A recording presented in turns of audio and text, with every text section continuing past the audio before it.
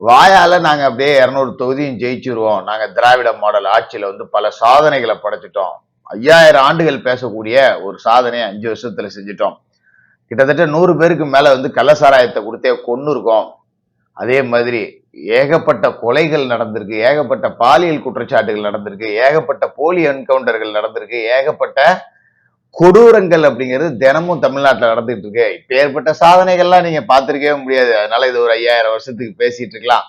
இதே மாதிரியான கற்பழிப்புகள், கொலைகள், கஞ்சா புழக்கங்கள் இது எல்லாம் தொடர எங்களோட மந்திரிகள் எல்லாம் கல்லா கட்ட எங்க வீட்டு பிள்ளைங்களாம் மிட் நைட் 2 மணி வரைக்கும் ஜாலியா இருந்துட்டு சட்டசபையில வந்து தூங்க எங்களோட ஆட்சி தொடரணும் அப்படின்னு நினைச்சீங்கன்னா மறுபடியும் திமுகவுக்கு வாக்களிங்க அப்படிங்கிற மாதிரி தான் அவங்களோட கதை இருக்கு. ஆனா வெளி மெப்புக்கு நாங்க 200 தொகுதியும் அப்படியே அறுத்து தள்ளிடுவோம் அப்படின்னு சொல்லி பேசுறாங்கல்ல, உள்ளுக்குள்ள கடை கடை கடை கடைன்னு ஆடிக்கிட்டு இருக்காங்க. பயம். புலிகேசியை விட மோசமான ஒரு நபர்கள் யாரு அப்படின்னா சாட்சாத்து நம்ம முத்துவேல் கருணாநிதி ஸ்டாலின் அவர்களோட குடும்பம் தான். இந்த பயத்தோட வெளிப்பாடு தான் இப்ப 5000 ரூபாய் கொடுத்தது. பட் அதெல்லாம் மக்கள் மறந்துட்டாங்க. நம்மளே பேசி பேசி பேசி அவங்களுக்கு ஞாபகப்படுத்திட்டு இருக்க வேண்டாம். இப்ப என்ன பண்ணா 5000 ரூபாய் கொடுத்தோம், பட் இதுவும் வேலைக்கு ஆகல அப்படின்னு நமக்கு சொல்லி நம்ம சொல்லி தெரியணும் அவசியம் இல்லை, திமுக மந்திரிகளுக்கு தெரிஞ்சிருக்கு. நம்ம ஆண்டு கிழிச்ச லட்சணது 5000 இல்ல 5 லட்சம் கொடுத்தாலும் எதுவும் செய்ய முடியாது. இப்ப நம்ம நேரடியா மக்களை போய் பார்த்து ஏதாவது பண்ணுமே, என்ன பண்றது அப்படின்னு பார்த்தா அதான் அடிச்சு வச்ச கொள்ள காசு இருக்கா, இப்ப வந்து அண்டாவும் குண்டாவும் கொடுக்க ஆரம்பிச்சிருக்காங்க வீட்டுக்கு வீடு. இதுல கொடுமையோட உச்சம் என்னன்னா எல்லா தொகுதியிலையும் எல்லா மந்திரிகளும் அண்டாவை கொடுக்குறீங்க குண்டாவை கொடுக்குறீங்க, ஒரு தட்டு ஒண்ணு கொடுக்குறானுங்க, எங்க ஆட்சியில நீங்க ஓட்டு போட்டு எங்களை தேர்ந்தெடுத்ததுக்கு உங்களை நாங்க பிச்சை எடுக்க வச்சிருக்கோம் தாங்க தட்டு அப்படின்னு. இதுல கொடுமையோட உச்சம் என்னன்னா யாரோ எங்கெங்கயோ மந்திரி எல்லாம் கொடுத்துக்கிட்டு இருக்காங்க. எங்க மாவட்ட மந்திரி ஒளிய தெரியாதவன் தலையாரி வீட்டுல ஒளிஞ்ச கதையா என்ன பண்ணி வச்சிருக்காரு தெரியுங்களா, என் வீட்டுக்கு எதிர் வீட்டுல கொண்டு வந்து இந்த பொருள் எல்லாம் பதுக்கி வச்சிருக்காப்ல. வெளியில வந்து ஒரு பெரிய பர்னிச்சர் கடை இருந்தது, அதோட குடோன் பாத்தீங்கன்னா ரொம்ப பெருசு, வீடியோவே எடுத்து காட்டிடுவேன். இங்க உள்ளூர்ல உள்ள உடன்பிறப்பு எல்லாம் கதறி துடிப்பாங்க, அதனால விட்டுருவோம். என் வீட்டுக்கு ஏத்தாவிலேயே பதுக்கி வச்சுட்டு விடிய விடிய லோடு ஏத்துறாங்க, லாரி வருது, டாடா ஏஸ் வருது, என் கண்ணு மாதிரியே ஏத்திட்டு போயிட்டு இருக்காங்க. வீடியோ இருக்கு, எலெக்ஷன் பக்கத்துல வர்றப்ப வெளியிடுவோம், இப்பயே வெளியிட்டா மறந்துடுவாங்க. மக்கள்லாம் வாங்கிட்டோம், இப்ப நம்ம அதை வெளியிட்டு மக்களுக்கு போய் சேர்றது கெட்டு போயிடக்கூடாது, அதனால சந்தோஷமா போய் சேரட்டும்.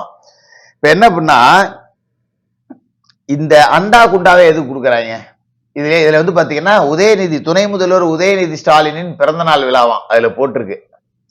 உதயநிதிக்கு எப்பயா பிறந்த நாள் வந்துச்சு, எப்பயா கொண்டு வந்து கொடுக்குறீங்க, ஏதோ ஸ்டாலின் பிறந்த நாள்னா கூட மார்ச் 1 கலைஞரின் சன்னே அப்படின்னு சொல்லிட்டு பிப்ரவரி வந்துருச்சு, இப்ப 10 நாள்ல இருக்குன்னு உருட்டலாம். அந்த அடிப்படை அறிவு கூட இல்லாம உதயநிதி பிறந்த நாள்னு பழசு பட்டை கொண்டாந்து ஊட்டிட்டு இருக்காங்க. எந்த பாத்திர கம்பெனிக்காரன் மாட்டினான்னு வேற தெரியல.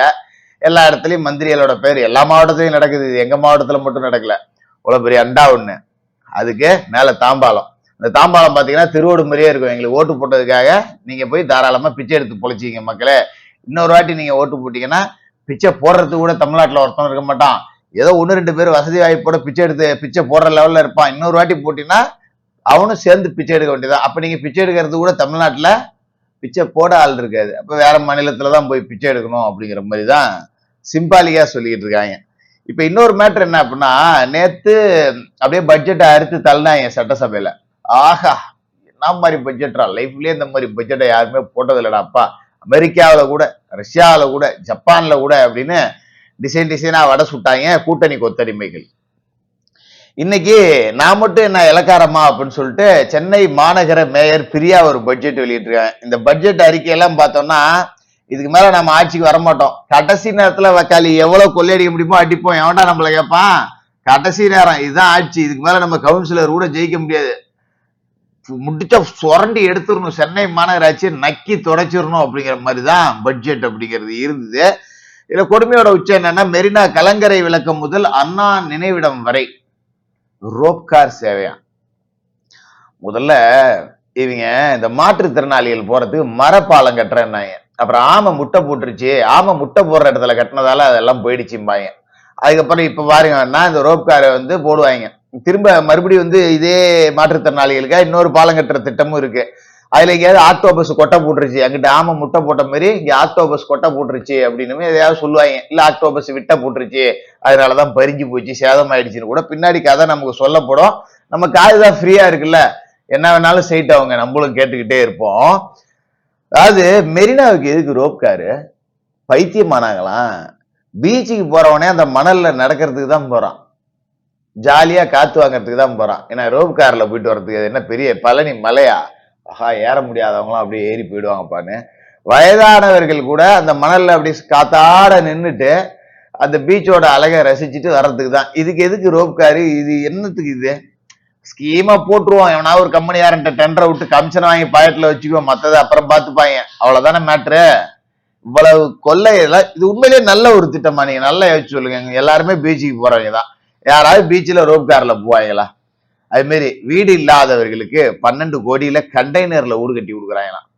இப்பதான் இவங்களுக்கு வந்து தெரிஞ்சிருக்கு. அரசு நிலம், ராம்சார் நிலம், இதெல்லாம் திமுக ஆட்டையை போட்டு வித்துக்கிட்டு இருக்கான். சமீபத்துல கூட 2000 வீடு கோவில் நிலத்துல கட்டி வித்துருக்காங்க. பாத்தீங்களா? கோவில் நிலத்துல 2000 பிளாட் கட்டி வித்துருக்காங்க. இதுக்கு சிஎம்டி எப்படி அப்ரூவ்டு கொடுத்தது? வேற எப்படி அப்ரூவ்டு கொடுக்கும்? நம்ம மேயர் பிரியாவோட அப்பா இருக்காருல்ல, அவரு தான் சொல்லிக்கிறாரு, நான் சொல்ல. மேயர் பிரியா எனக்கு மகமாரின்னு சேகர் பாபு சொன்னார்ல. கோவில் நிலம் இருக்குல்ல, அறநிலைத்துறை, அதுக்கும் அவர் தான் அமைச்சர். சிஎம்டி அனுமதி கொடுக்கணும்ல, சென்னை மெட்ரோ டெவலப்மெண்ட் கார்பரேஷன், பெருநகர வளர்ச்சி குழுமம், அதுக்கும் அவர் தான் மினிஸ்டர். அப்ப இங்க இருந்து கோயில் இடத்த எடுத்தா இங்க இருந்து நீ பர்மிஷனை கொடு, பிளாட்டை கட்டு, வித்துரு, கொண்டாந்து வாக்கி அரிசியை என்கிட்ட போடு அப்படிங்கிற மாதிரி ஜாலியா ஓடி போச்சு. அது எல்லாமே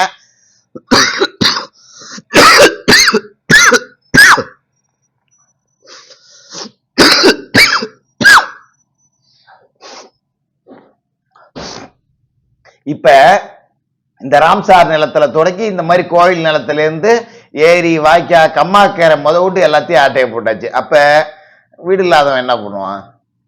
கண்டெய்னர் இருக்குல்ல, வாங்கியாந்து அவனுக்கு கொடுக்குறாங்களாம். அதாவது 20 கோடி ரூபாய் செலவுல வந்து விளையாட்டு திடல்கள் எல்லாம் மேம்படுத்துறாங்களாம். அது மாதிரி 20 கோடியில வந்து மழைநீர் சேகரிப்பு திட்டங்களை அமைக்கிறாங்களாம். 12 கோடியில கண்டெய்னர்ல ஊடு கட்டி கொடுக்குறாங்களாம். நம்ம எவ்வளவு பிற்போக்குத்தனமா போறாங்க பாருங்க. வாயை திறந்தா முற்போக்கு பேசக்கூடியவங்க தான். இந்த சோமாலியா, எத்தியோப்பியாவில் வறுமைக்கு இல்லாதவங்க, வீடு இல்லாதவங்க அங்கங்க கண்டெய்னரை வச்சு கச்சம்சான குடியிருப்பாங்க, பார்த்துருப்பீங்களா? நீங்க இங்க தமிழ்நாட்டுல வந்து பாத்தீங்கன்னா கட்டிட தொழிலாளியா வரக்கூடிய வட மாநில தொழிலாளர்கள் தங்கறதுக்கு கண்டெய்னரை கொண்டாந்து போட்டுருவாங்க. போய் தங்கிங்கடா எல்லாம் உள்ளன்னு. அவங்க விடிய சப்பாத்தியை உரிச்சிட்டு காலையில வேலைக்கு வந்துருவாங்க.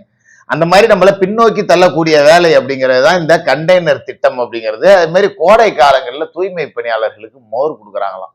எவ்வளவு பெரிய திட்டம்! சூப்பர்ல. மோர் கொடுக்க போறாங்க.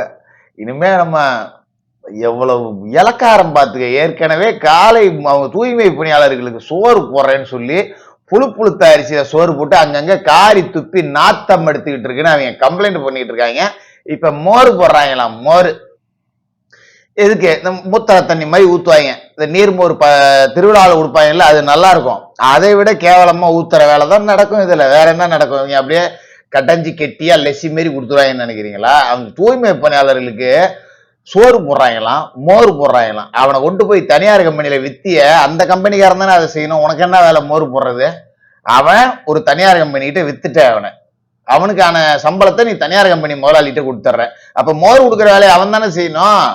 இதை என்ன கடைசி நேரத்துல ஏதாவது ஸ்கீமை போட்டு அடிச்சு சாப்பிடுவான். எவனாவது ஓட்டு ஊப்பி இருப்பான், எவனாவது உடன்பிறப்பு 200 ரூபா கொத்தடிமை, டேங்க வாடா ஒண்ணுமே சம்பாதிக்கலங்கிற இந்த மோர் ஊத்துற கான்ட்ராக்டையாவது நீ வச்சுக்க. இதுக்கு மேல குறை சொல்லாத அமைச்சர. நீங்க போற இடத்தெல்லாம் சேகர் பாபு வாழ்கன்னு சொல்லிட்டு நீ பட்டுக்க மோரை ஊத்து. எவன் எக்கடி கேட்டா என்ன, நீ மோரை ஊத்து அப்படிங்கிற மாதிரி தான் இந்த வேலை அப்படிங்கறதெல்லாம் நடக்குது. அது மட்டும் இல்லாம நேற்று பாமகவோட அன்புமணி அவர்கள் சொல்லியிருந்தாரு, தமிழகம் முழுக்க பல குவாரிகளுக்கு கடைசி நேரத்துல அனுமதி கொடுக்கப்படுது, எங்க வேணாலும் போ அப்படின்னு. டாஸ்மார்க் முறையா இந்தாண்ட மணமகிழ் மன்றம் திறக்கிறோம், இங்க குவாரி நோன்றா இஷ்டத்துக்கு, நம்ம சௌரியடா, நம்ம அப்பா நாடுடா, இது எங்க வேணாலும் நோண்டுங்கடா அப்படின்னு சொல்லிட்டு இந்த கருங்கல் குவாரிகளுக்கு எல்லாத்துக்கும் லைசன்ஸ் கொடுக்கப்பட்டிருக்கு. பேர்ன எல்லாத்துக்கும் கமிஷனு அடிச்சு நவுத்து பேசிக்கும். உடன்பிறப்புகளே இந்த 5000 ரூபாய் ஸ்கீமுக்கு என்ன தெரியுங்களா போட்டிருந்தானுங்க, தோத்துட்டோம்னா பலி இந்த கடன்லாம் அடைக்க வேண்டிய பொறுப்பு எடப்பாடி கிட்ட போயிடும், ஜெயிச்சிட்டோம்னா மறுபடியும் வரியை ஏத்திக்குவோம். ஆக மொத்தம் திமுகவுக்கு நட்டம் இல்ல.